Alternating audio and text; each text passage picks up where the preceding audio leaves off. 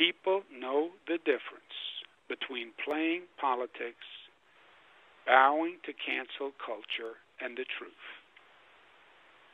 Let the review proceed. I'm not going to resign. Governor Cuomo under extraordinary pressure to resign, but remaining defiant. And he cites cancel culture, sounding like a Fox News host talking about Dr. Seuss or Mr. Potato Head. I'm Sam Roberts of the New York Times. Welcome to the New York Times Close Up. Drip, drip, drip. The bad news keeps piling up for Cuomo. The state assembly opening an impeachment inquiry. One Cuomo accuser reporting her case to the Albany police. More stories emerging charging his administration with being a toxic workplace for women. Senator Schumer and Gillibrand calling on Cuomo to resign, as have more than a dozen members of the state's congressional delegation. The Me Too debate raging among the Dems. But so is talk about the rush to judgment, a rush that pushed Al Franken out of the Senate. And meanwhile, a Siena College poll finds 50% think Cuomo should not immediately resign. Only 35% think he should. So can Cuomo continue to govern while under siege like this? Of course, we're talking in midweek and a lot can happen after that. We're joined by Clyde Haberman, a contributing writer for The Times, and Eleanor Randolph, also a contributing writer and author of The Many Lives of Michael Bloomberg, just out in paperback.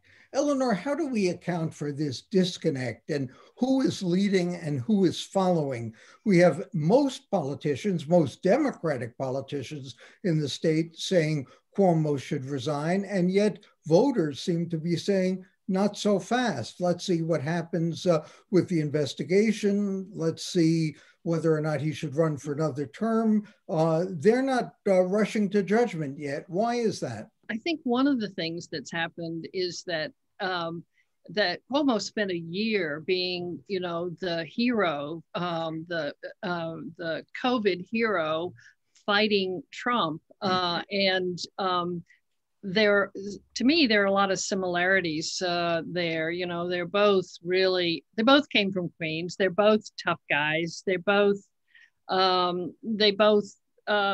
working for them. It's not just women that talk about a toxic work environment.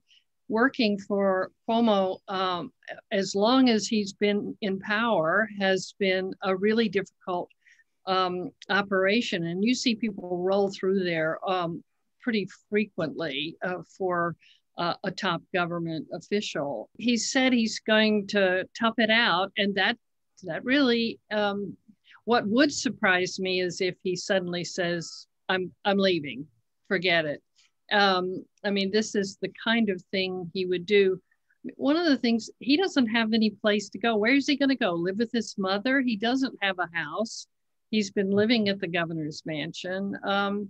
It's Shakespearean. It's a fascinating story, watching him deal with things that most of us who have covered Cuomo have known for a very, very long time. Well, I understand why he doesn't want to leave, but Clyde, tell me, why does the public seem to be sort of ahead of the politicians on this? The public saying, we're a little more tolerant, let's see where this goes, whereas the politicians, perhaps afraid of the public reaction, are saying, no, let's get this over with, get him out of there. What do you think? Well, I think that the public hasn't experienced the kind of bullying that the politicians have done. So it's not surprising that, the long knives would be out among the politicians, and it wouldn't necessarily be reflected in the opinion polls. I think a majority of New Yorkers think that on balance, Cuomo has done a very good job over the last 10 years, and certainly during the past year of the epidemic, the nursing home scandal notwithstanding. I was very struck by a letter to the editor in the Times yesterday by a woman who used to be the vice president at Lehman College, part of the CUNY system, Amita Hill. And she said, and she's older, she said, women my age distinguished, and I still do, between the Trumps, Kavanaughs, Weinsteins, Cosbys, and the millions of males flirting or leering, making suggestive or provocative remarks. And so perhaps more voters than not are making that distinction between those rapacious men and a guy like Cuomo, who, according to the allegations that we've seen thus far, in the main, there was a question of unwanted kissing in at least one case, but in the main, seems to be he tried to flirt. The young woman said no, and Cuomo said, okay, and off he went. So have our standards for this kind of behavior changed tremendously in the last 3.5 years of the Me Too movement? We shall see. But perhaps it hasn't for a large number of people who are pretty good very often at weighing the negatives versus the positives and deciding where they want to land. Eleanor, this is an unfair question to ask you, but I am asking you because you're a woman.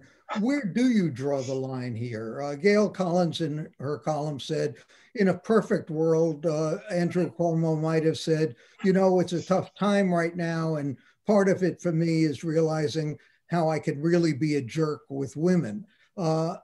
Where is it going too far, even if these allegations are proven in an investigation? As Clyde said, where nowadays do you draw the line? Obviously, standards have changed. Standards should have changed, needless to say. When I worked at the Daily News, if you applied today's standards there, everybody would be in jail. But things are different now, and as well they should be. But given what Andrew Cuomo did, and in his own mind and in the minds of women who have judged him, is that grounds for resignation or impeachment or kicking him out? Or should there be a level of forgiveness given him saying, I apologize, I'm sorry, I did something wrong, and I'm a jerk? Did I hear him say he was a jerk? I didn't quite hear him say that. But no, you did not. But not yet. But he definitely is. You know, I think the real question is, I mean, first of all, colleges have gone through this and they have set up the parameters of when yes means yes and when no means no. And so when I look at these charges, the fact that people were afraid or he said things, I wouldn't be so horrified about that. The question about being groped is a little more serious, and he has denied that happened. And so that's one of the things that's going to, I think, matter a great deal as they go forward with these, you know, an assembly impeachment investigation, and the Attorney General is investigating.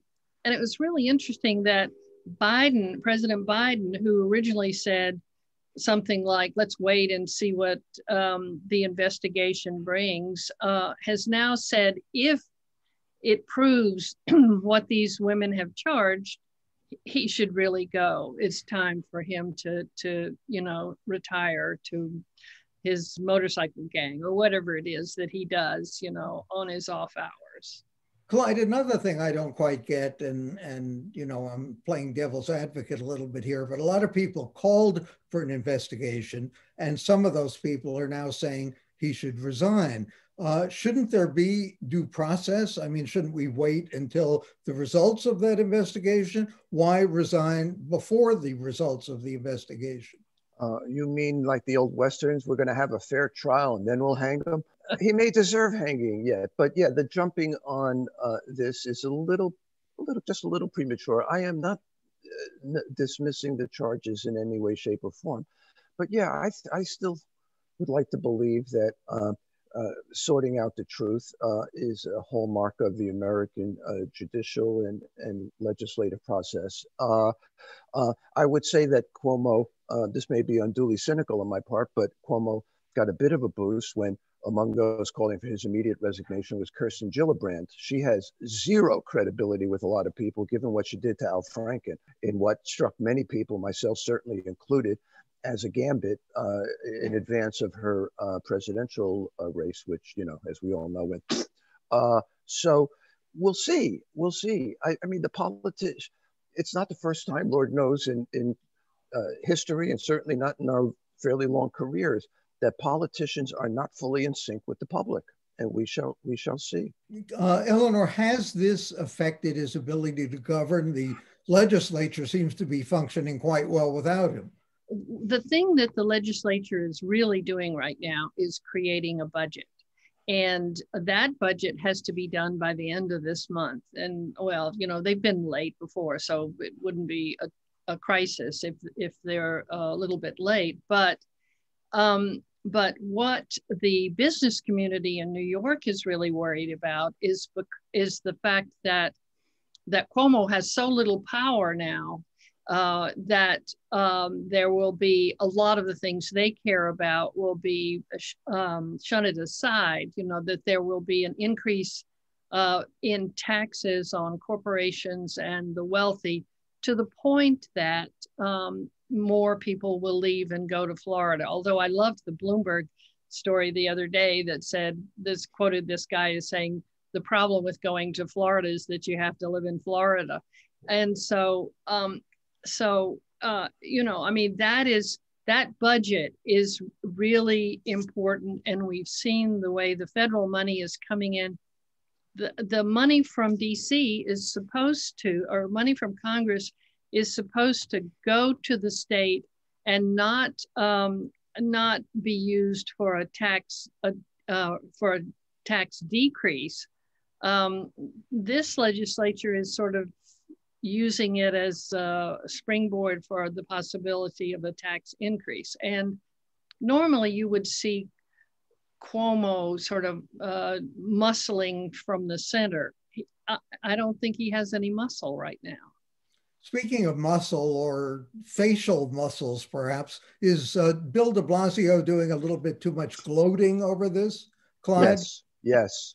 Short answer, yes. It's a bit unseemly. I can understand why he feels that revenge is a dish best served cold, but he's a little bit too hot with this dish. And I don't think he comes out looking particularly good by piling on at this point. But that's me. Eleanor, what do we know about Kathy Hochul, the lieutenant governor? She would take over if the governor resigns, serve out the term. What kind of governor would she be? Would anything be different if she were the governor? You know, she's extremely well known as a centrist Democrat. She's not a liberal. She's, you know, I mean, there are a lot of sort of women who are saying, well, if we get rid of Cuomo, we'll have the first woman governor, and that would be true. But she is she comes from Buffalo. She ran for Congress in a seat that was very conservative, and in fact there was redistricting of that congressional seat, and then she lost the election to a Republican. And shortly after that, Cuomo made her the lieutenant governor. Now, she barely appears in Albany, and she's very— like most lieutenant governors. I know, she's invisible almost, you know, but she's been around the state. She's a really good retail politician. People like her, but she does. What's interesting about her is that her politics is very much like Cuomo's. If she moves into that position, and she almost certainly will run for re-election next time around. So she's the Republicans who on some level were hoping that Cuomo would stay and they could run against him are a little alarmed that Kathy Hochul could go in. She does well with people, and people she may like turn her. out to be more popular than he would be. Thanks to Eleanor Randolph, Clyde Haberman of the New York Times, and coming up next, mayoral candidate Eric Adams.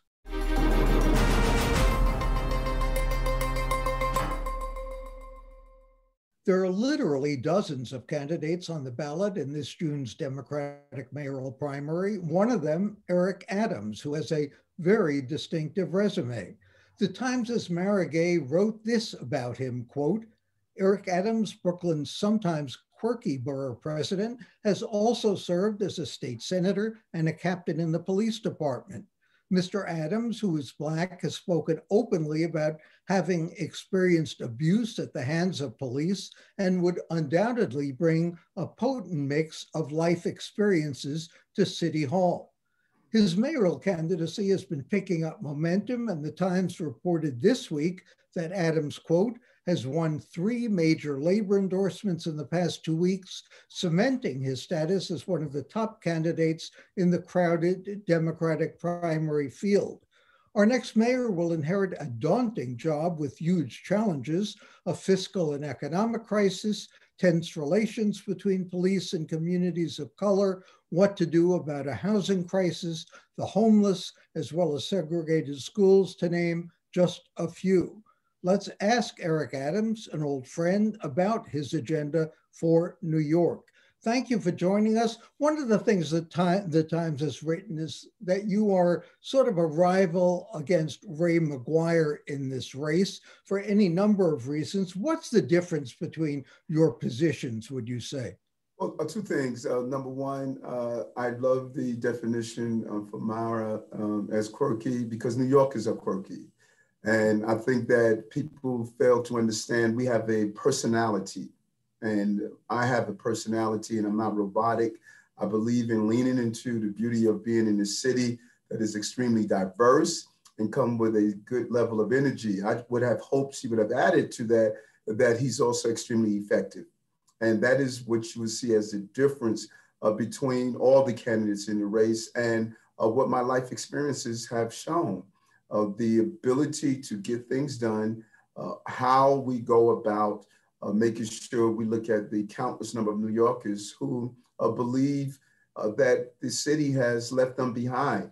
And I understand every aspect of that, because that's the life that I lived as a young man, as a young adult, and now as a professional. You said in sort of a veiled reference to Ray McGuire, I think acknowledging the problems Black people face is different from understanding the problems, but he had a pretty poor upbringing too, didn't he? Well, I think it's more than just mere poverty, because there's a big gap in between the start of his life and the other candidates and the ending in where we are now. Like he stated, he was a ditch builder. He dug ditches. He did other things that was extremely challenging. But look at the adults part of the life of what we went through. I did not read about the destruction and erosion of NYCHA. I visit NYCHA developments. I didn't discover them when I was running for office. I didn't read about Amadou Diamo and Abner Louima. I actually know the families. I was part of the movement that took place. I visited the schools to deal with the 65% of Black children that never reached proficiency in our Department of Education. Those real life on the ground experiences is different from the beginning of your life, which was challenging, and then moving into a comfortable life. I've never left the discomfort of New Yorkers throughout my entire time as a young man, a child, and as an adult. As a former cop, should we defund the police, or should we hire more cops and train them better? We must do the same thing in all of our agencies. And Sam, this is something that I am saying that many people have yet to fully understand. Mario Cuomo, the former governor, he stated we campaign in poetry and we govern in policy. And I'm doing just the opposite. I am not governing campaigning in poetry. I'm giving our people of the city some real facts. Our city is dysfunctional. Cities are made up of agencies. Our agencies are in conflict with each other. And all of our agencies must be realigned. And that includes the New York City Police Department. We're hemorrhaging too many taxpayers' dollars, $400 million in overtime to sit in courtrooms.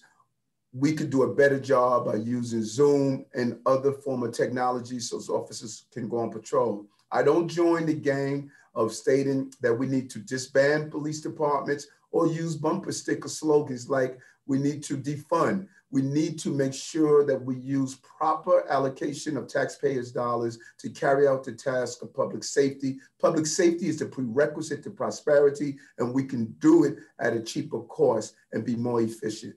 When you still headed the Guardians, and it's not fair to bring up old quotes, but let me ask you about this one.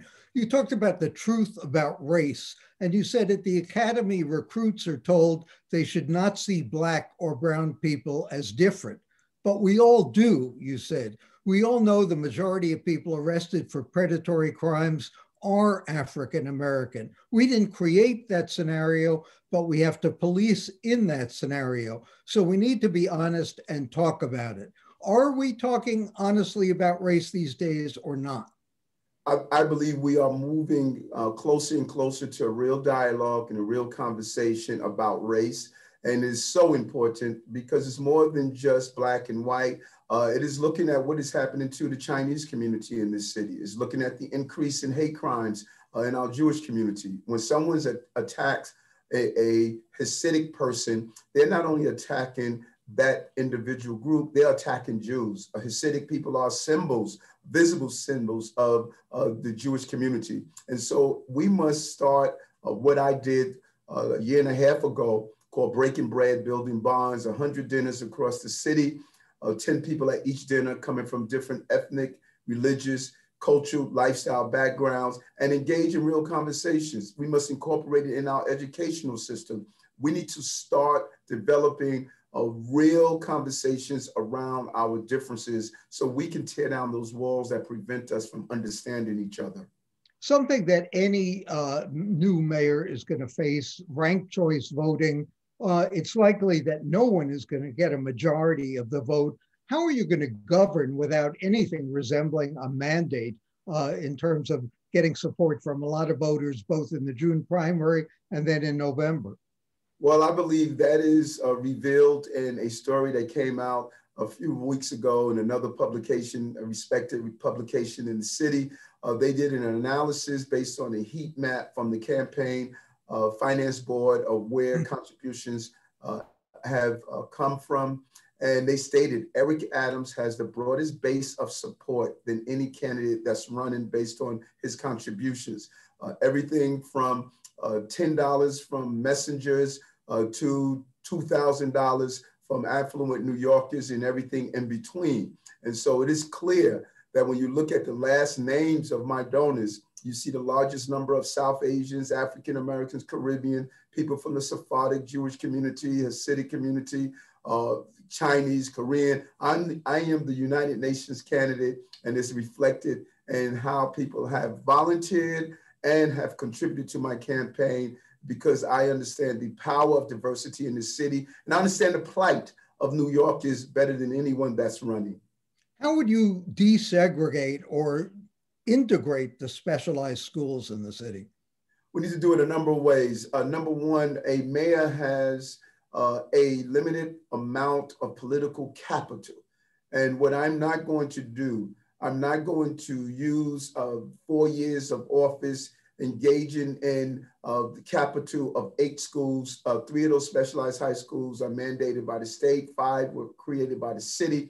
I believe we can create 1 more specialized high school in each borough, use a different set of agreements on how students are determined, because I think we don't look at gifted and talented the right way. We only look at examination scores. Those 5 new schools, we could look at different ways of determining students. But we have over 740 high schools in this city. All about 90% of our energy is talking about 8 schools. That is not what I'm going to do. I'm going to look at those other 700 plus schools and bring them up to standard and redefine how we educate children in our city. And that is where my political capital is going to go, improving our schools. Every school should be a specialized high school with the same level of ability to educate our children. We've got probably an unprecedented number of people running for mayor, more people of color than ever before, probably more people who have never been in public office or politics than ever before. What do people in New York want in their next mayor, do you think? Well, I think it's extremely exciting. As I move around the city and I watch these various cultural groups and ethnic groups who have historically, they have been locked out of participating in government. There's a new energy. I think it came after Donald Trump election. people started to connect the dots and realize that what we do in politics can actually impact our entire lives. And so I'm excited about what's happening. And I think what they want, number one, they want honesty. And they don't only want a person to be competent, they also want them to have the right character. And when I talk about my journey throughout life of being a dishwasher and understanding the challenges of washing dishes in a restaurant, of working in the mailroom at an accounting firm to help my mother pay rent, of carrying my school clothing to school every day as a child because we thought we were going to be thrown out and not have a place to sleep the next day, of being beat by police officers, but then going into the police department and changing the agency and using technology as one of the original officers that turned around crime in the city, and going to school at night to obtain my various higher educational degrees. All of the combined things that I have gone through, I think the next mayor, the next city council person, all of our electeds, they should have gone through some things so they can help people who are going through some things. And we need a blue collar energy in this city, Sam. Let's be clear. We have not had a blue collar mayor since LaGuardia, and it's time to have another blue collar mayor in this city, and I am that. Eric Adams, thank you for joining us. And for the New York Times and CUNY TV, I'm Sam Roberts.